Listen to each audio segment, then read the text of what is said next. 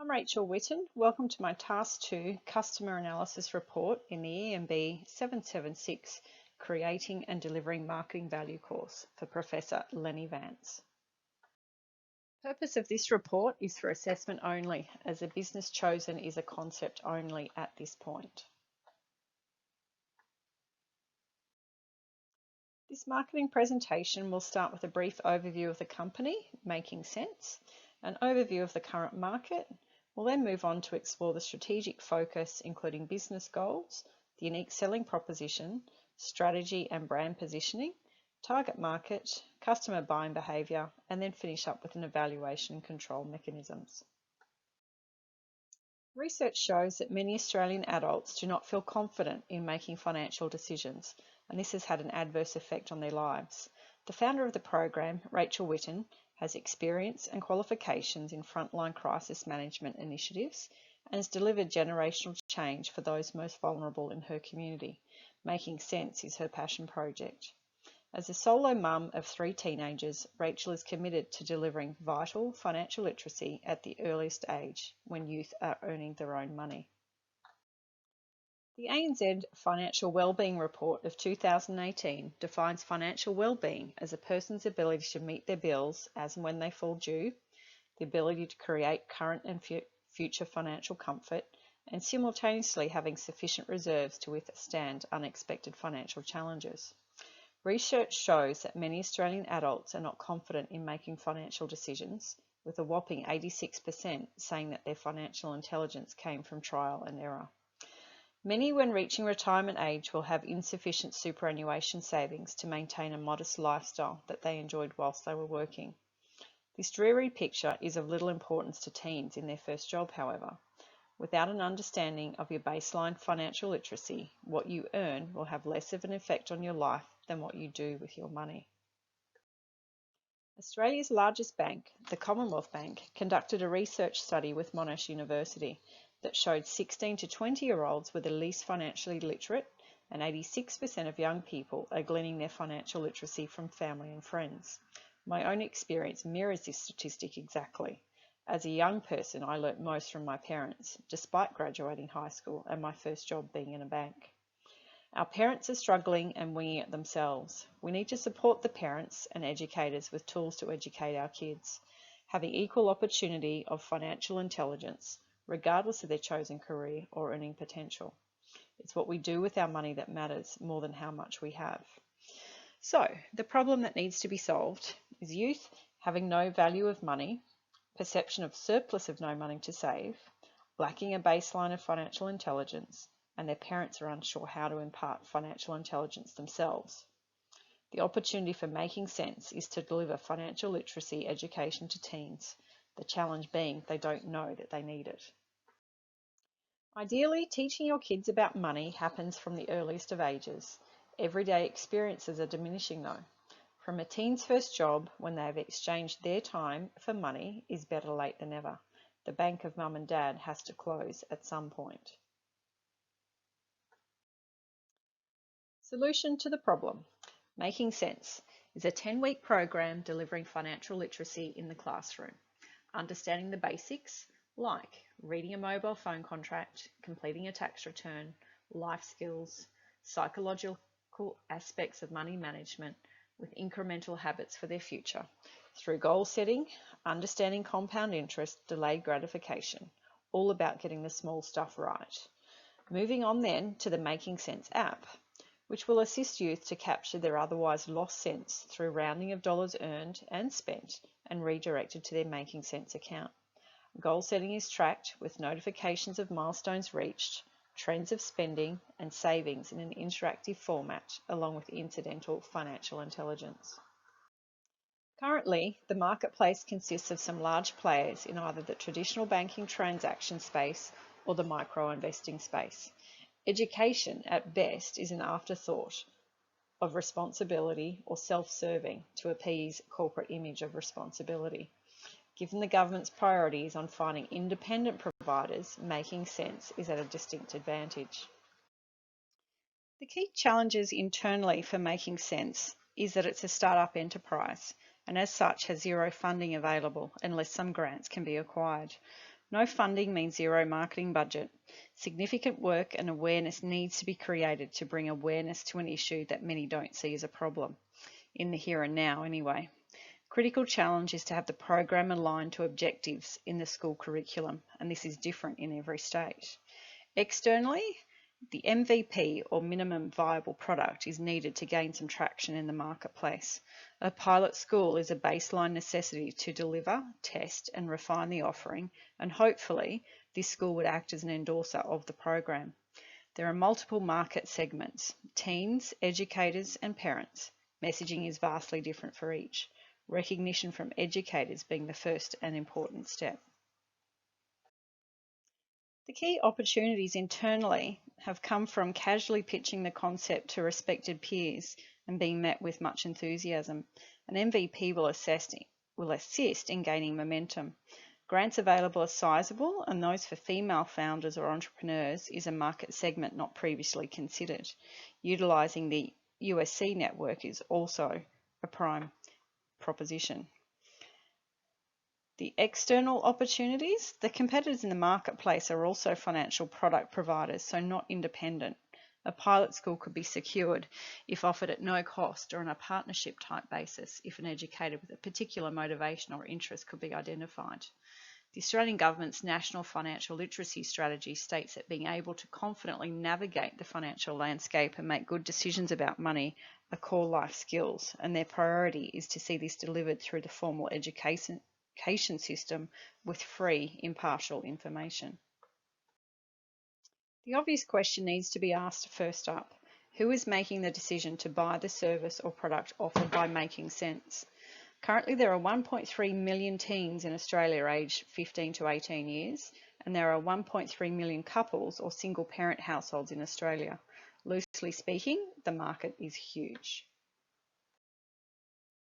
The USP for Making Sense is all about improving the financial outcomes for teens in the here and now and into their future.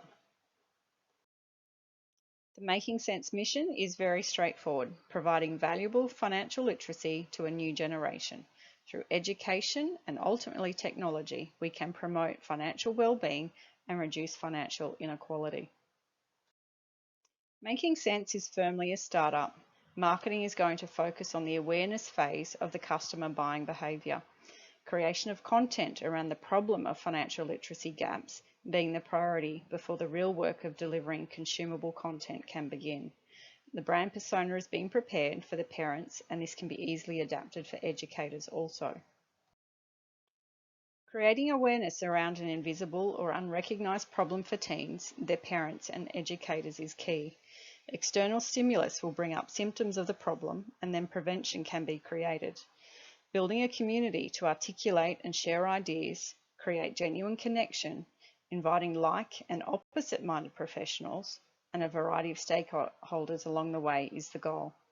Building credibility alongside the community will reveal advocates for the concept and add value. The product part of the marketing mix. The product aspect includes brand recognition, features of the product, design, services, product variety, and in this case, being a service, the experience of the provider. The revenue model. So the business model for the education program delivery is essentially a fee-for-service model. Further, for the ultimate end users, the teens, the initial app download will be free.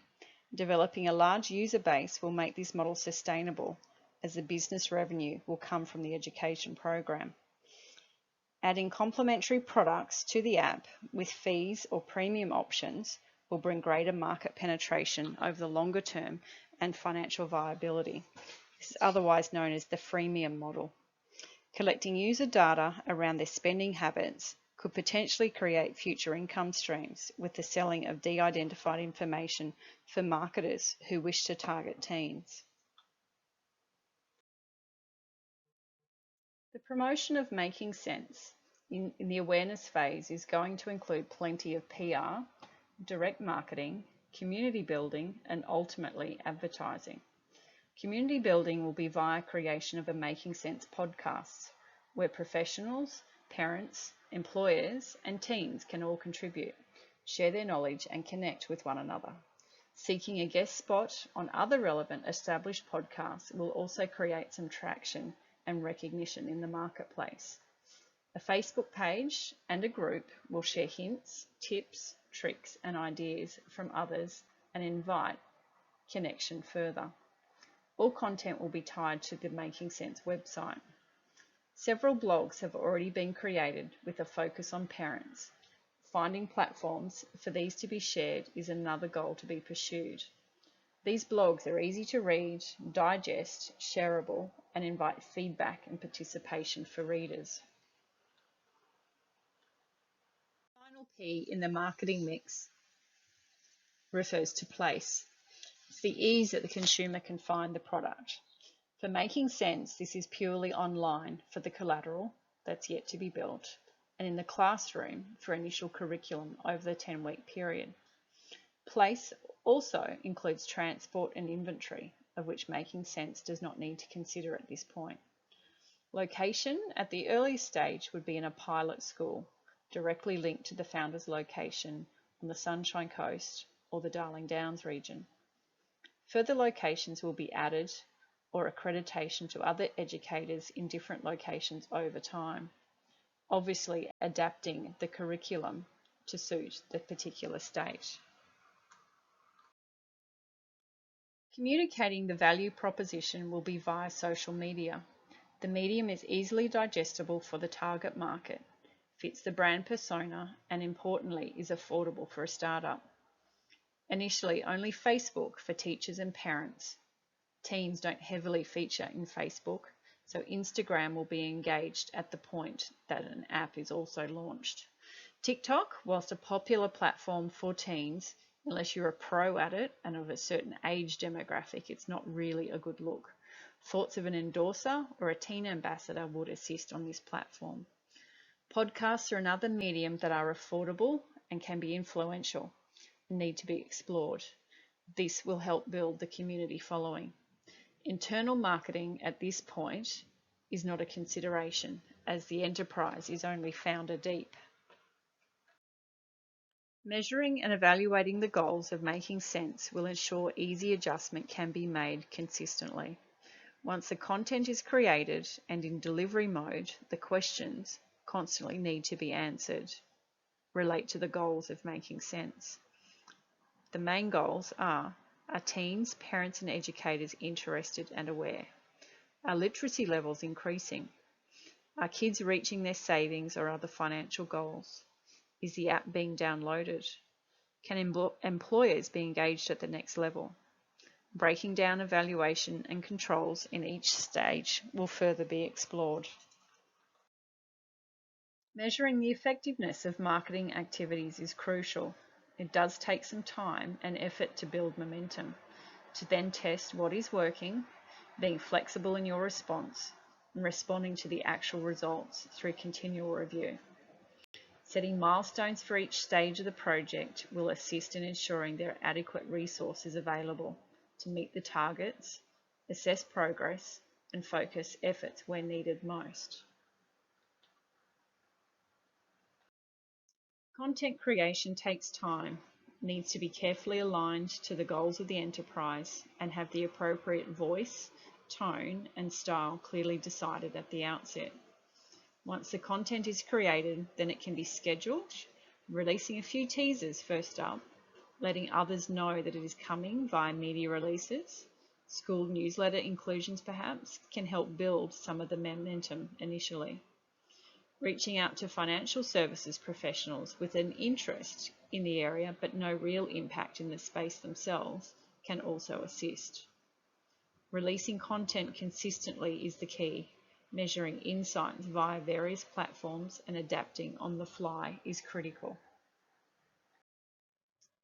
Content creation is all about creating, refining, and repeating. Lots of content already exists around financial literacy on a variety of platforms and various people of influence. What is useful can be used. What isn't may require more extensive in-person research. although at this point thorough desktop research has been helpful, more in-person research needs to be conducted. Finally, the content testing. This is where the rubber really hits the road. Identifying a variety of different schools is key to ensure the information is relevant and transferable in different settings. Identifying a public, private, and an independent school in different demographics would be key. Approaching up to 6 schools in each one of these areas would hopefully result in securing 2 pilot schools in order to deliver some content. That's all from me in this presentation for making sense, creating and delivering marketing value. I hope to see you soon and engaging in our newly created content on various platforms. Stay tuned for the following slide that will provide a list of references. Thank you.